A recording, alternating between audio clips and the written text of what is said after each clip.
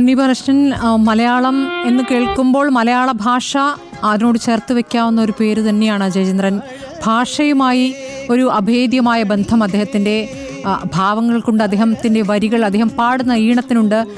ആ തരത്തിൽ അദ്ദേഹം മറ്റു പല ഗായകരിൽ നിന്നും വ്യത്യസ്തരാണെന്ന് തോന്നുന്നു. മലയാളം എന്ന് കേൾക്കുമ്പോൾ ജയചന്ദ്രനുണ്ട്. നോക്കൂ സ്മൃതി, പി ജയചന്ദ്രൻ എന്ന് പറയുന്ന ഭാവഗായകൻ, അദ്ദേഹത്തിൻ്റെ സഹപ്രവർത്തകർ ആരായിരുന്നു എന്ന് നോക്കിയാൽ തന്നെ നമുക്കത് മനസ്സിലാവുമല്ലോ. വയലാർ രാമവർമ്മയെ പോലെ, ONV കുറുപ്പിനെ പോലെ, പി ഭാസ്കരൻ മാഷിനെ പോലെയുള്ള കവികളുമായിട്ടായിരുന്നു അദ്ദേഹത്തിന് സൗഹൃദമുണ്ടായിരുന്നത്. ഓഫ് കോഴ്സ് ശ്രീകുമാരൻ തമ്പി സാറിനെ പോലെയുള്ള അടുത്ത തലമുറയിൽപ്പെട്ട കവികളുമായിട്ട് അദ്ദേഹത്തിന് വലിയ സൗഹൃദമായിരുന്നു. ആ അർത്ഥത്തിൽ അദ്ദേഹത്തിൻ്റെ സൗഹൃദ വലയമെന്ന് പറയുന്നത് ഒരു സാഹിത്യ അന്തരീക്ഷം തന്നെയായിരുന്നു. അന്നത്തെ ഒരു കാലത്ത് സിനിമാ നിർമ്മാതാക്കളും സിനിമാ സംവിധായകരും ഒക്കെ തന്നെയും സാഹിത്യത്തിൽ പ്രവർത്തിക്കുന്ന ആളുകളുമായിരുന്നു. തോപ്പിൽ ഭാസിയാണെങ്കിലും അങ്ങനെ പേരെടുത്ത എല്ലാ സേതുമാധവനെ പോലെയുള്ള സംവിധായകർ, MT വാസുദേവൻ നായരെ പോലുള്ള തിരക്കഥാകൃത്തുക്കൾ. ഞാൻ തിരിച്ചെത്താം. സംവിധായകൻ ജയരാജ് ഇപ്പോൾ ടെലിഫോണിലുണ്ട്.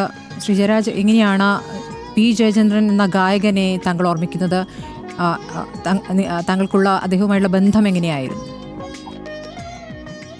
എനിക്ക് അദ്ദേഹമായിട്ട് വളരെ അടുത്ത സൗഹൃദം ഉണ്ടായിരുന്നു. അത് ഞാൻ അദ്ദേഹത്തെ ആരാധിച്ചിരുന്നു. എൻ്റെ വളരെ ചെറുപ്പകാലം തൊട്ട് എനിക്ക് ഏറ്റവും പ്രിയപ്പെട്ട, എന്നും പ്രിയപ്പെട്ട ഗാനം മഞ്ഞലയിൽ മുങ്ങിത്തോർത്ത് എന്നുള്ള ഗാനമാണ്. ഞാൻ അദ്ദേഹത്തിനോട് പറയുകയും ചെയ്തിട്ടുണ്ട്. എന്താണെന്ന് അറിയില്ല, എത്ര കാലം പലതരത്തിലുള്ള വ്യതിയാനങ്ങൾ വരുമ്പോഴും ജയേട്ടന്റെ പാട്ടുകൾ ഇങ്ങനെ ഭാവസാന്ദ്രമായി നമ്മളുടെ മനസ്സിനെ കൊണ്ടേ. ഇതൊരു പ്രത്യേകതരം അനുഭൂതിയാണ് അദ്ദേഹത്തിന്റെ ശബ്ദവും എക്സ്പ്രഷനും കേൾക്കാൻ. എനിക്ക് തോന്നുന്നു കരിമുകിൽ കാട്ടിലെ അല്ലെങ്കിൽ കല്ലോലിനി, അഷ്ടപതിയിലെ ഗായികെ, ഹർഷബാഷ്പം തൂകി, രാജീവ് നയനെ നീറുന്നു തുടങ്ങിയിട്ടുള്ള ഓരോ ഗാനങ്ങളും നമുക്ക് എന്താണോ മറ്റ് ഗാനങ്ങളിൽ നിന്ന് വളരെ വ്യത്യസ്തമായൊരു ഭാവതലം നമ്മളുടെ മനസ്സിലുണ്ടാക്കും. അത് ഈ അവസാന കാലം വരെ, അദ്ദേഹം പാടുന്ന അവസാന കാലം വരെ അത് നിലനിന്നിരുന്നു എന്നുള്ളതാണ് ഏറ്റവും വലിയ അത്ഭുതം. എൻ്റെ കൂടെ അദ്ദേഹം 2-3 സിനിമകളാണ് അദ്ദേഹം പാടിയിട്ടുള്ളത്. തിളക്കത്തില് നീയൊരു പുഴയായി തഴുകുമ്പോൾ എന്നുള്ള ഗാനം, അതിന് സംസ്ഥാന അവാർഡ് കിട്ടിയെന്നാണ് എൻ്റെ ഓർമ്മ. പിന്നെ ലൗഡ് സ്പീക്കറിലെ കാട്ടാറിന് തോരാത്തൊരു നോവുണ്ട് തുടങ്ങുന്നൊരു ഗാനം. പിന്നെ നായിക സിനിമയിൽ ശ്രീകുമാരൻ സാർ എഴുതിയ നനയും മിഴിയോരം എന്ന ഗാനം. അപ്പൊ ഇങ്ങനെ 2-3 ചിത്രങ്ങളിലാണ് ഞങ്ങൾ ഒന്നിച്ച് സഹകരിച്ചിട്ടുള്ളത്. പക്ഷെ ഞാൻ മിക്കവാറും തൃശ്ശൂർ പോകുമ്പോഴൊക്കെ അദ്ദേഹത്തിനെ കാണുകയും പഴയ കഥകൾ മുഴുവൻ ഇങ്ങനെ പറയാൻ അദ്ദേഹത്തിന് ഇഷ്ടമാണ്. ഏറ്റവും കൂടുതൽ MS വിശ്വനാഥനെ കുറിച്ച് അദ്ദേഹം പറയാറുണ്ടായിരുന്നു. അപ്പൊ അദ്ദേഹത്തിന്റെ ഒരു കാലം, ഞങ്ങള് സിനിമയിലൊക്കെ വരുന്നതിന് എത്രയോ മുൻപ് തന്നെ ഞങ്ങൾ അദ്ദേഹത്തെ ആരാധിക്കുന്നു ഇന്നും.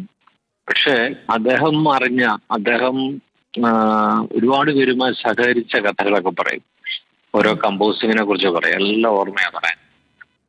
അപ്പം ഈ നഷ്ടം തീർച്ചയായും നമുക്ക് അദ്ദേഹം ഇല്ലാതാകുമ്പോൾ നമുക്കൊരു ശൂന്യത ഉണ്ടെങ്കിൽ കൂടെ അതിൻ്റെ ഒക്കെ ഒപ്പം നമുക്ക് ഈ ഒരു ഗാനങ്ങൾ ഇങ്ങനെ നമ്മളെ എവിടേക്കോ വീണ്ടും വീണ്ടും അദ്ദേഹം പുനർജനിച്ചുകൊണ്ടിരിക്കുന്നതായിട്ട് തോന്നും. അതുകൊണ്ട് ഒരു സമാധാനം.